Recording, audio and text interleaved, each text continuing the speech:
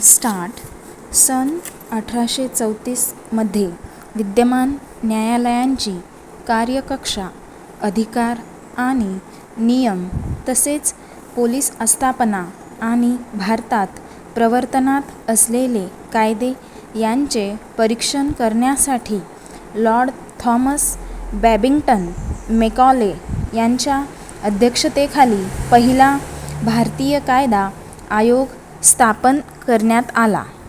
परिच्छेद आयोगाने सरकारला विविध कायदे सुचविले. आयोगाने केलेल्या महत्त्वाच्या शिफारशीपैकी एक म्हणजे भारतीय दंड संहिता, जी 1860 मध्ये तयार करण्यात आली. ही संहिता वेळोवेळी केलेल्या काही सुधारणांसह आजही देशात चालू आहे. कायदा व सुव्यवस्था बळकट करण्याच्या उद्देशाने विद्यमान फौजदारी कायद्याचे पुनरावलोकन करणे आणि कायदेशीर प्रक्रिया सुलभ करण्यावर सरकारने हितकारक आणि आवश्यक मानले, जेणेकरून सामान्य माणसाला जीवन जगणे सोपे बनले. विद्यमान कायदे समकालीन परिस्थितीशी सुसंगत बनवून सर्वसामान्यांना जलद न्याय मिळवून देण्यावरही सरकारने विचार केला. त्यानुसार समकालीन गरजा आणि लोकांच्या आकांक्षा लक्षात घेऊन नागरिक केंद्रित असलेली कायदेशीर रचना तयार करण्यासाठी आणि नागरिकांचे जीवन आणि स्वातंत्र्य सुरक्षित करण्यासाठी विविध हितसंबंधितांचा सल्ला घेण्यात आला. अपराध आणि दंडाशी संबंधित तरतुदींना व्यवस्थित करण्यासाठी भारतीय दंड संहिता निरसित करून नवीन कायदा करण्याचा प्रस्ताव आहे. किरकोळ गुन्ह्यांसाठी शिक्षा म्हणून प्रथमच समुदाय सेवा प्रदान करण्याचा प्रस्ताव आहे. स्त्रिया आणि मुलांविरुद्धचे गुन्हे, खून आणि राज्याविरुद्धच्या अपराधांना अग्रक्रम देण्यात आला आहे. काही अपराधांना लिंग तटस्थ बनवले गेले आहे.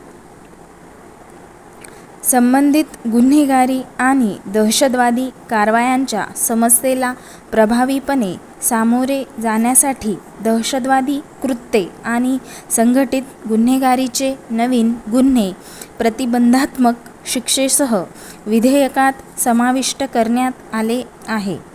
सशस्त्र बंडखोरी, विध्वंसक कारवाया, फुटीरवादी कारवाया किंवा भारताचे सार्वभौमत्व किंवा एकता आणि अखंडता धोक्यात आणणाऱ्या कृतींवरील एक नवा अपराध त्यात समाविष्ट करण्यात आला आहे. विविध गुन्ह्यांसाठी दंड आणि शिक्षेमध्येही योग्य वाढ करण्यात आली आहे. परिच्छेद त्यानुसार भारतीय न्याय संहिता 2023 हे विधेयक 11 ऑगस्ट 2023 रोजी लोकसभेत सादर करण्यात आले. हे विधेयक त्याच्या विचारार्थ आणि अहवालासाठी गृहव्यवहार विभागाशी संबंधित संसदीय स्थायी समितीकडे पाठविण्यात आले.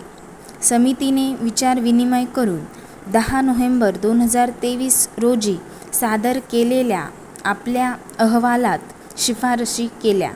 समितीने केलेल्या शिफारशींचा विचार करून सरकारने लोकसभेत प्रलंबित असलेले विधेयक मागे घेण्याचा आणि सरकारने स्वीकारलेल्या समितीच्या शिफारशी त्यात समाविष्ट करून नवीन विधेयक मांडण्याचा निर्णय घेण्यात आला.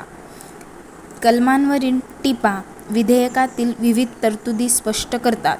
विधेयकावरील उद्दिष्ट साध्य करण्याचा प्रयत्न करते. समाप्त.